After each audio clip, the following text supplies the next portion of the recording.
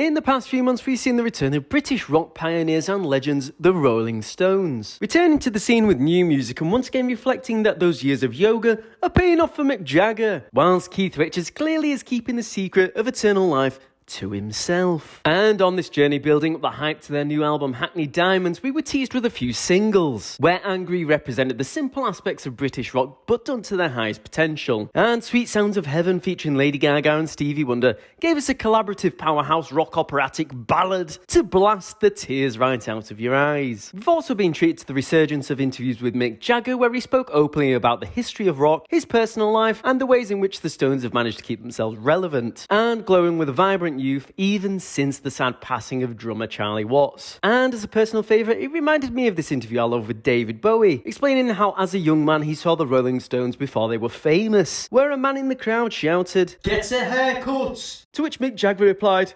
"What, I look like you?" A lovely tale that always brings a joyful smile to my face. However, the moment of truth is now well and truly upon us, as we finally get to hear Hackney Diamonds by the Rolling Stones, with the ultimate question being, is it worth all the hype? Taking a look at the track list first, we can see it's a fairly standard punchy record with 11 tracks, but my lord, I think it's fair to say the glaring first thing you notice is the features of Elton John, Paul McCartney, Lady Gaga and Stevie Wonder. Overall meaning it's fair to say this album is absolutely stacked with legends of the scene and undoubtable quality. And the second I set my eyes on the final track of Rolling Stone Blues, I immediately slammed on the album like some excited little child, opening the record with the very familiar sounds of Angry to set the tone for what's to come, i.e. the best of British rock, returning to remind you they're still alive and kicking in 2023. Now, Get Close provided us with those slick samba vibes, where those bongos have an eagerness for even the stiffest of hips to get jiving.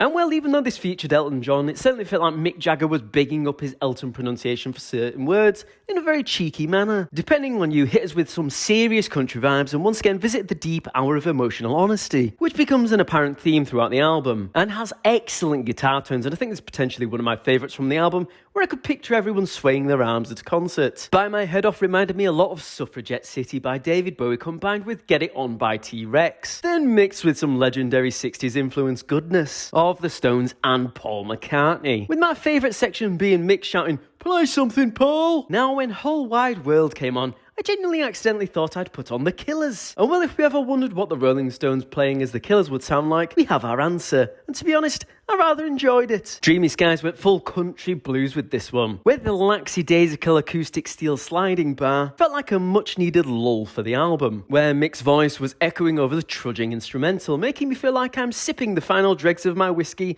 in a western saloon. And I'm merely subject to this fantastic song and its instrumental that steals it for me in the last minute and a half of the track. Mess It Up is a classic Stones attitude rock with punchy drums that feel as if your head is being slammed against the snare first-handed, where the track then features some more pop-influenced style switch up for the choruses, which I thought was quite interesting. And then you launch straight back into that punchy rock pacing, making for a pretty well-packaged and varied track. And we come back to another Elton John feature with Live by the Sword, which instantly leads with that sharp guitar tone diving straight into Saturday Night's Alright for Fighting, styled with a zesty Rolling Stones spice, making another amalgamation of groovy vibes to get your hips jiving. And Driving Me Too Hard was back to those rootin' tootin' country themes, making me feel like some sort of American long-distance truck driver, pondering how his lady done him wrong. And well, Tell Me Straight took me by surprise as we hear Keith singing lead vocals on this track. At least I'm pretty sure it's Keith, so if it isn't, feel free to leave some angry comments about my ignorance. And well, to be honest, although it's another country blues style track, it wasn't really what I expected, as the song starts sounding like it could be straight out of a My Chemical Romance album, which then took a left and a right turn, bringing not only the country blues style, but also Keith's vocals for a nice little surprise. Now, if you've seen my past video, you'll know I love the rock opera that is Sweet Sounds of Heaven, with Gaga's vocals completely serving and supporting the track just how it should, alongside Stevie's keys carrying and trudging the song along. And the only thing that made this song even better for me was the order in which it came in the album, as the whole album builds up to this absolute belter of a tune as the penultimate track. And finally, and long-awaikedly, Rolling Stone Blues closed the album for us, which I absolutely loved, with the whole song just sounding so raw from mixed vocals to the guitar plucking, all wrapped up by the harmonica blasting out its tunes, tying off what was for me a great album with some real highlights on there.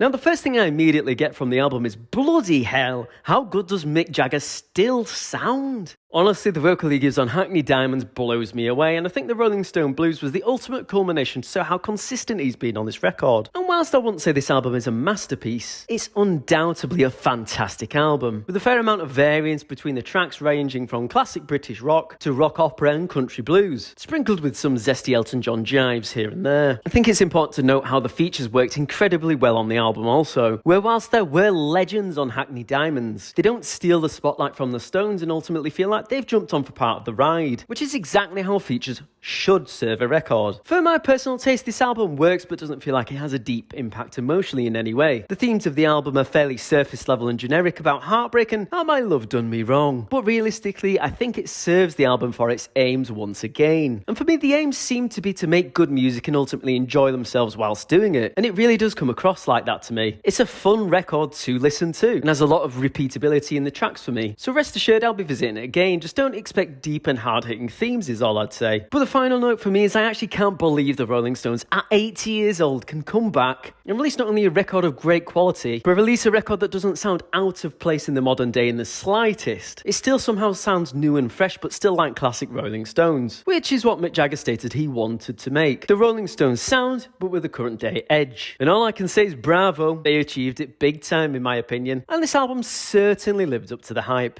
So, how did you find Hackney Diamonds? Did you love it? Or was it a disappointment in the end for you? Be sure to let me know. As always, feel free to like and subscribe if you're new here. And on that note, I think I'll say ta-ra for now, and I'll see you later.